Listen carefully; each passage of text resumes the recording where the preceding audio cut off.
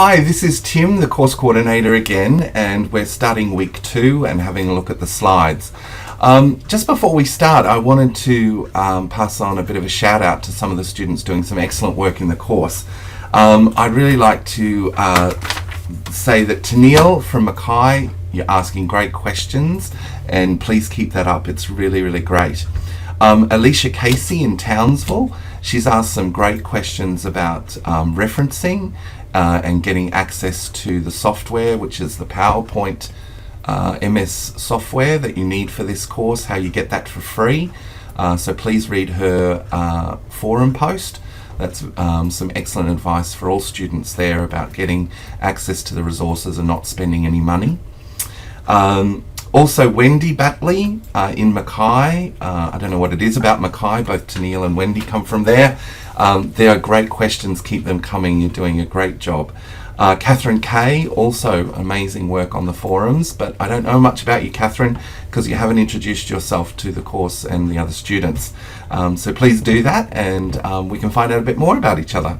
And Emily, who wants to travel to Scotland, you're providing great questions, and particularly about Ahiri, particularly about how you go about finding a job after you graduate and making all your dreams come true. So keep those questions coming, Emily. They're really, really great. All right, so let's get started with week 2 slides, the recruitment process. And what it means, and this is covered in the prescribed text, which is the terminology from the course profile. In the prescribed text this week you need to read pages 17 to 28, and those pages will certainly elucidate or give a lot of light on the topics we're about to talk about at the moment. All right, so here we have the welcome slide for the first slide for this week, for week 2. And let's get started. All right, so we need to establish the business case for recruitment. It's very important to understand why recruitment is important to organisations and why they spend so much money on making sure that their human resources are best practice. So a bit of a definition here to start with. Recruitment is about locating and encouraging applicants to apply for existing positions in an organisation. It's also about encouraging applicants for planned strategic job openings in the future. So you really have to have your finger on the pulse and think about what is happening down the track. I was talking to a student this week in this course, and they were saying, I think what you're really asking of HR managers is for them to be 10 steps ahead, not 3 steps ahead. And I couldn't agree more with that assessment from that student.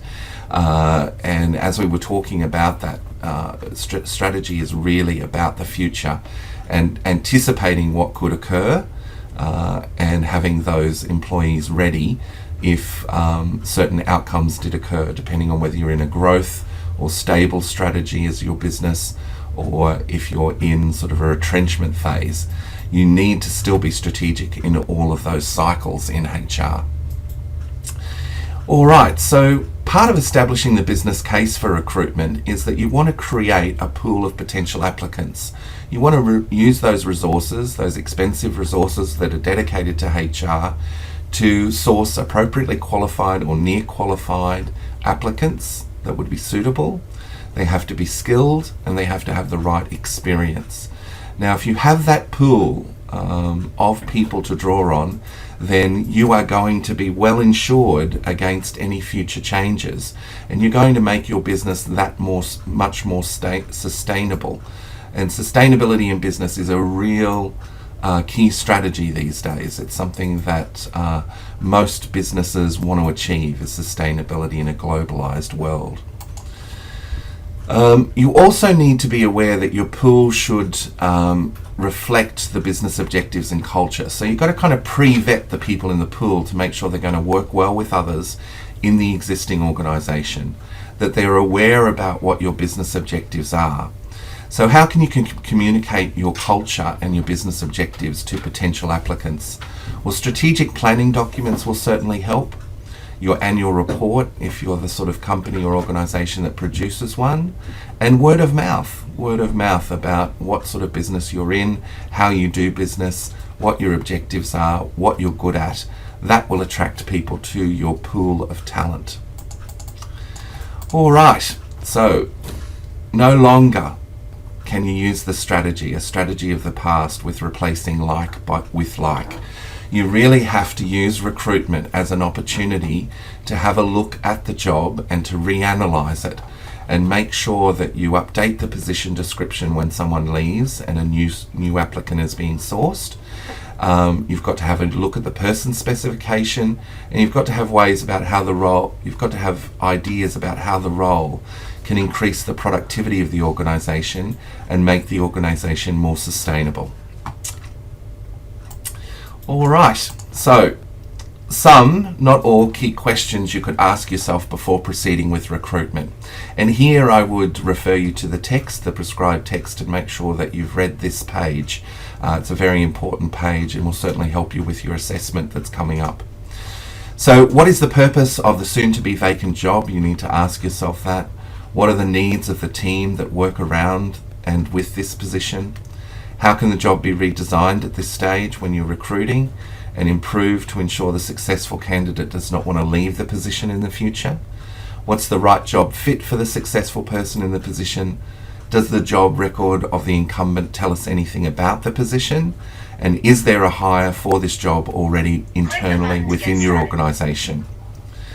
All right, so then we need to look at the business plan. What is a business plan? Well, firstly, for those of you who aren't aware of what a business plan is, it's a strategy document that tells stakeholders who a business is and how it's going to get from A to B. So it has to have defined goals. You have to know what A is, you have to know what B is. And A could equal startup. You could be a startup organisation, so you're currently not trading, but you hope to trade in the future. Maybe even A, or the starting point is a new business or just an idea for a business. And B could equal profitability as a goal, viability or sustainability, or all three. So you need to have your goals clearly outlined in a business plan. And it also is primarily used to communicate information about the potential business to key stakeholders and tell them what can be achieved. All right, just on to the next slide now. So who are stakeholders? What are stakeholders? Well, they're potential, these are categories of different stakeholders that we're about to discuss. They can be potential future investors or those investors already with skin in the game. So they may be exposed to the risk of the business already. They have money invested in the business, so it's very important that that business does well to repay back the investment with dividend. Banks and financial institutions can be stakeholders because they often lend to businesses. Employees and future employees are definitely stakeholders. Governments and regulators, they're stakeholders in a business. They can be exposed these days under current legislation, federal legislation, where if a business becomes insolvent, then the federal government under certain conditions will step in. Think about sort of what's happening at the moment in North Queensland in Townsville with the cobalt refinery. Existing or future customers are also stakeholders to a business plan, and that's important for them to understand how the business is going to get from A to B.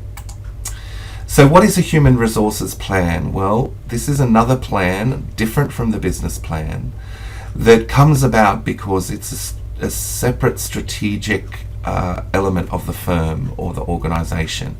And you will develop a human resources plan as a HR manager in consultation with many other areas of the business or organisation.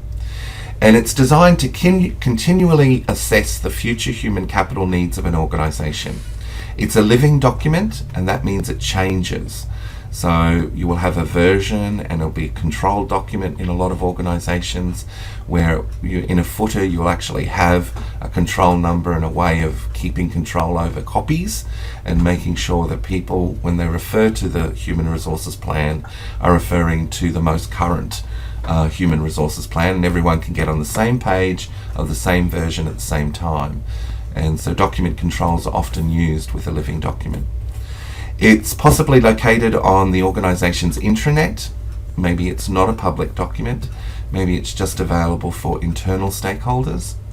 It's linked with the business plan. It's aware of the goals of the business plan. And sometimes, as I've said, that not all stakeholders can have access. So now we turn our eyes to the purpose of recruitment, and I want us to look at recruitment through the eyes of an organisation that operates in a globalised world, and an organisation that has best practice HRM as the goal. So we're really talking about not how organisations do things currently, but how they should do things. And that's a key thing to understand as a student. A lot of students come and say, but what you're telling us is not what my business does. This is not how my business behaves. It doesn't consult widely. It doesn't do these things. So are you really telling me how HR works? Well, what I'm trying to tell you about is how HR works, and recruitment certainly works in a best practice environment. What is the best way to do it? I think that rather than me concentrate on how the situation is, it's best that you understand what the bar is and how you reach it and how you find the research that supports best practice HRM. So with those sort of conditions, with those sort of eyes looking at recruitment, we're going forward. So the purpose of recruitment in a globalised world, well, the main aim is to ensure that the organisation is adequately and efficiently staffed at all times and can meet and often exceed its strategic objective, mission or plan. So often you'll find the strategic objectives, missions or plans in business plans, strategic documents, annual reports. We want to make sure that recruitment serves those objectives, and we want to make sure those objectives exist. If you're doing HR in an organisation and you're not clear of the goals, there's a lot of room for error. So best practice HRM is about making sure you've got a business plan, you've got a strategic plan to leverage or to use your HR human resources plan in conjunction with those other plans. It can't sit alone, it has to work in concert with the other plans. Strategies to achieve this purpose. Well, there's no one best way to do HR, all right? There's best practice, but there's many different best practices. You have to be responsive and effective to staff, and they're key to the strategy. It's about serving the human capital. Your process has to be strategic, like what our students said this week, 10 steps ahead, planned and clear. You've got to win the war for talent. So what do you think the war for talent is? Well, if people are talented, people want them to work for them. So there is often bidding wars over key people who have great skills and make great networks and make great connections. So those people, you're in a war for their talent, and you have to pay them more and make it great conditions for them to work for you, and that way you'll attract them to your organisation. So you have to think that you're at war for really good, talented people when you're working in HR. It must be a strategy that attempts to develop a competitive edge for the organisation through strategic HRM.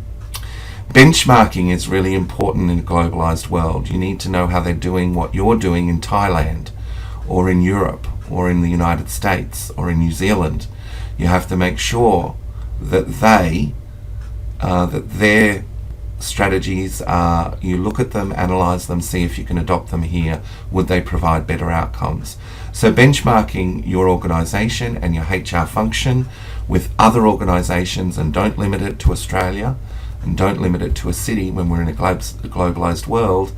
Look overseas, see what they're doing there, make sure that if they've got good solutions, you're using them here too.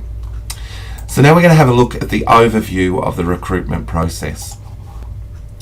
So overview of the recruitment process, you need to be able to prepare to recruit. You've got to have sources of employees, you've got to know where they live, where they work currently, how to get in touch with them, how to communicate best with them. So demographics, quantitative data is really going to be helpful here. You could use consultants and outsource. There are legislative aspects of recruitment that you need to be aware of. There's a legal process you have to follow. How do you advertise? How do you get the best bang for your marketing buck when you're out there looking for people? Methods of application, lots of different ways to apply for lots of different jobs these days. Some jobs that I've read about get you to turn up in a superhero outfit. What's your favourite superhero? What reflects your skills? What reflects the sort of person you are? Turn up dressed as that superhero and we'll have a chat to you. And you also see lots of different people dressed in really crazy outfits out the front of a business, and there's a media opportunity in that. So lots of different ways. It's not the resume, a cover letter, post it in, see what happens. Lots of different ways that you can apply for jobs, and HR managers need to be across all of them. Special applicant categories. You need to be aware of how to manage applicants who are applying, so that you're up with all the legislative aspects and what you have to do in those situations. Interactive stages of recruitment is really important, and making sure that you have a feedback loop so that you can make changes to your process if that's necessary. Here we have a diagram from the text. Make sure that you read that you understand how this diagram works, how the dynamic environment can affect the vision and key strategic business plan, how that flows through to the human resource plans and policies, and how that ultimately ends up in recruitment and selection. So a checking system for recruitment requests is really important as well. Is there a genuine need to fill the position? Can we combine the role with another role, and perhaps we do not need to find a new applicant? How does the appointment fit the budget? Do we have budget to be able to pay and afford this person as a new member of the team? Is there a high turnover in the department where the person has come from? Why is this happening? So if the incumbent has left, and they're one of a series of people to have left the department, why is this happening? You need to investigate that. Is there someone in the organisation who could do the job? Are there award or enterprise agreement provisions that require specific recruitment action? And is there an apparent need for the recruitment a sign of other problems in the firm or the organisation? All right, what you need to do to recruit. Well, a complete position description will assist, and the number of the position where the job classifications exist. The person specification, educational level, past experience, relevant personal characteristics. You need to understand and have a vision yourself of the person that you're trying to recruit. You've got to know what the sort of person is that you're looking for. Anything else that is relevant, selection criteria flows from the position description and the person's specification. That's best practice. So who should recruit in an organisation? Well, it depends on the size, but perhaps a supervisor or human resource officer. Executive appointments, sometimes they're outsourced, and agencies and consultants can be very helpful with finding those unique applicants for certain jobs. All right, recruitment alternatives. So let's have a look at these and the ways that people are recruiting. So through transfer and promotion, you can recruit people by redesigning jobs, making jobs more effective, or redesigning what is part of the job. Women are involved in a larger degree in mining than they ever have before, driving trucks, using heavy machinery. They have redesigned a certain amount of those jobs to provide so that they can appeal to women. And that's been very successful. It's saved corporations lots of money. Research tells us that women might be less hard on capital or expensive equipment used in mining.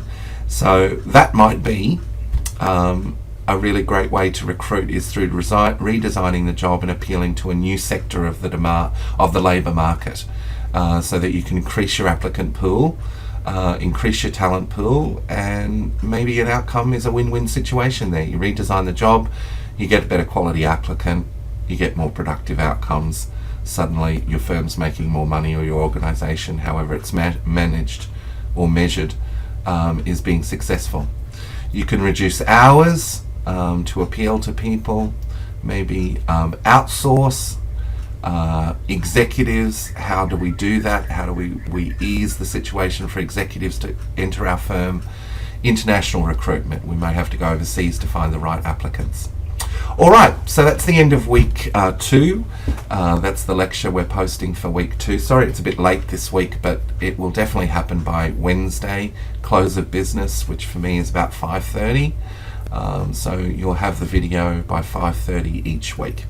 All right, take care, study hard, and I really just want to thank those students who've done such an excellent work in the forums, and I know there's others as well, but to Tennille and Alicia and Wendy and Catherine and Emily, great work, keep it up, and I hope to be able to talk about some other great students doing some wonderful work in the forums and asking some great questions. Make sure you get that textbook, it's really necessary for the course. Make sure that you also are aware of all of the aspects of the course profile, and keep those questions coming. All right, have a great week. Bye bye.